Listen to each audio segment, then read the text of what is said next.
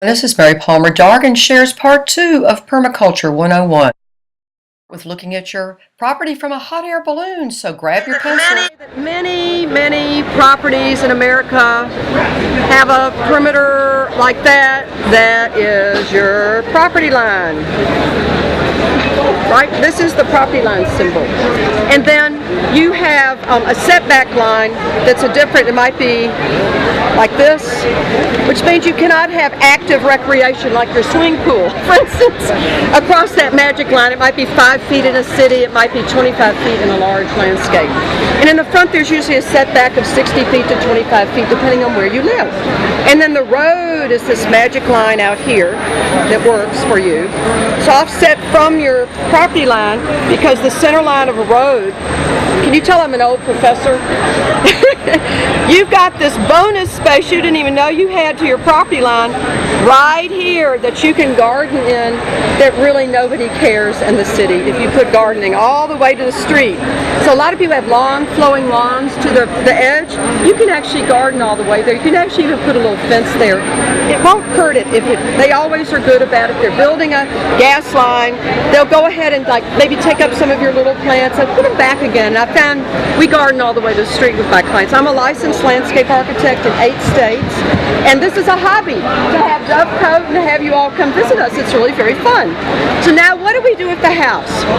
And I'm going to ask you all to close your eyes real quickly and do a little quickie meditation with me so you'll be able to see your house from up above. Imagine yourself, I'm going to close my eyes, and a hot air balloon has just landed on your property. And so you get in the hot air balloon and you loosen the little cord and it floats up, but it's still tethered to the ground, maybe 100 feet up.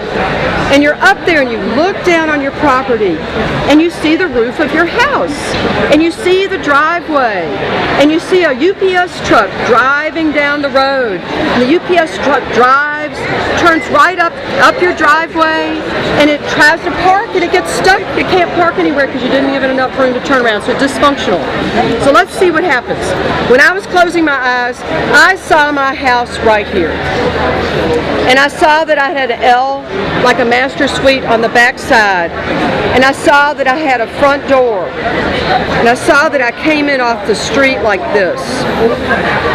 And then I saw that I had a parking area right like that. I also noticed that in my mind's eye that I had a garage in the back. So here we go. I'm getting to the point of how you can figure out the best spots on your property to have these sustainable components, like your vermiculture, compost, etc. But you've got to sort of solve other problems first. This is known as the approach and arrival sequence. So you need to make sure you have enough room for a small trailer or for whatever you're using to haul your compost in. It's hard to back a trailer up here. You might want to have a circular drop-off. Then it's nice to have a potting area or storage area back here by your garage or a component of that. So I'm just going to go ahead and show it over here. And I'm going to call this potting because it's convenient to access. And I would have a little thing that does like that. Now, when I am out gardening, and maybe I'm out here on my back terrace, let's call this the deck. There's my master bedroom, and I'm looking at beautiful views. If I want to fully engage my property, I would want to look at all these things that, right now don't have trees. Okay, where are our trees? When you're up on that hot air balloon, there might have been a tree here, maybe a tree here, one here. What does that tell you? You've got a lot of shade, probably. And then around the corners, this is the buffer zone we like to manage on our sustainable properties to keep that for wildlife. This is where birds can nest and rest so they can breed and feed. They need bushy areas with three-dimensional plant materials, things that are 12 inches, 18 inches, 24, 36, and trees. That's so birds and bees can breed, feed, nest, and rest. That's very important to keep that, and so that they can have pathways to fly around. You really want to leave that on your property. It's a sustainability concept that is not very hard to implement. You just don't remove it. You leave it alone. And then to look at how your sun works on your property, so you'll choose the areas that would have the best vegetables. Let's say that our north arrow, because when you find your survey, it'll have a north arrow on it. In this case, it's pointing north. How do you find out where your sun is, your sun angles? The sun rises in the summer in the northeast component, and it goes in a circle, and summer sunset is in the northwest. In the wintertime, it rises in the southwest and sets in the southwest. I'm writing it a little backwards. But so when your sun is rising over here and it swoops around the property in the summer, this area wasn't getting that much shade. Because see, the shade's going to be cast by the tree, like that. So this area looks like it's probably a good spot for a vegetable garden. So you'd want to say, oh, you already know your property pretty well, but when you start mapping it, you see you have more or less, or maybe you need to take out a tree, maybe it's dying or dead or whatever. You probably have a little sunny spot there, maybe not, depending on this.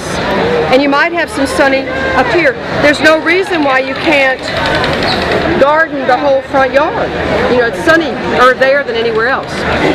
So what you look at is form follows function, study your sun diagram, and then find places for these key components. I believe I have to have a compost area. I have vermiculture beds.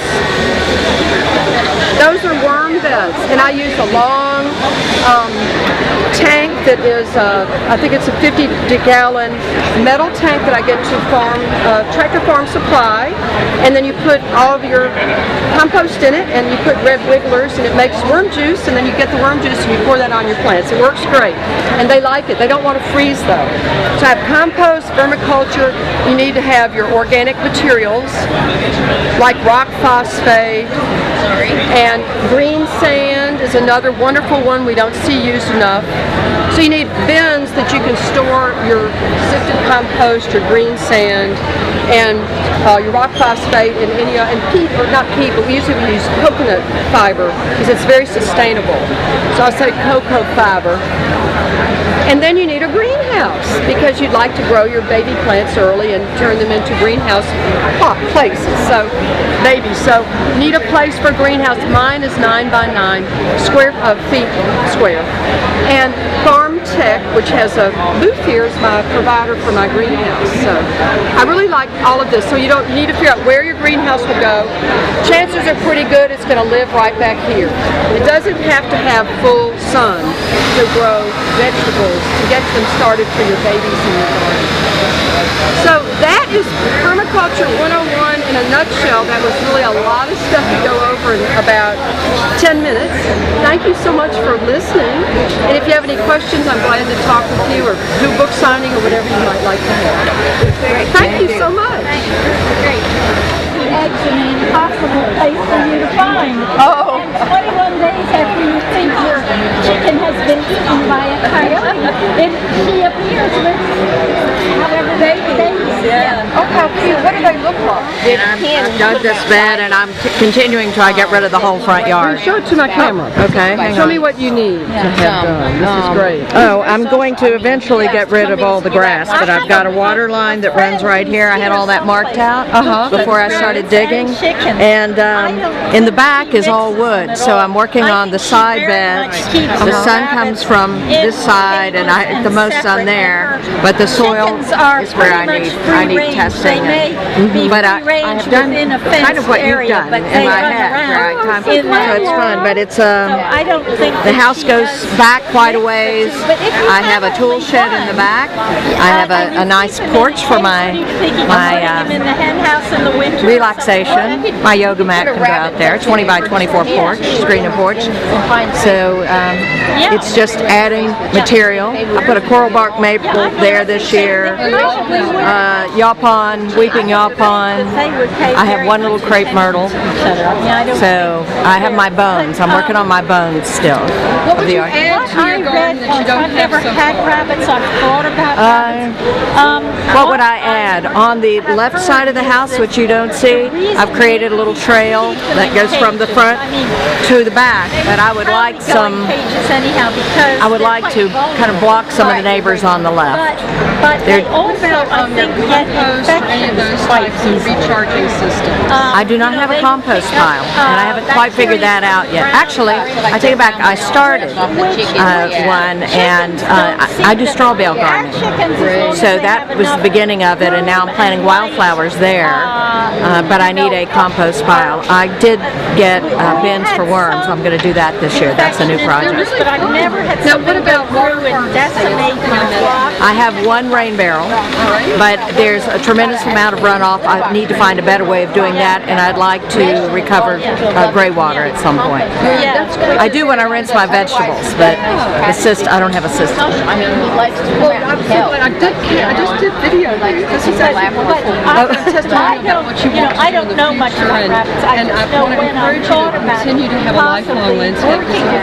I will, and thank you. And I can't wait till you come to Charleston because I want to come see you. Come join us at Dovecote in Cashiers, North Carolina. We have the Garden Talk Salon all summer in 2015.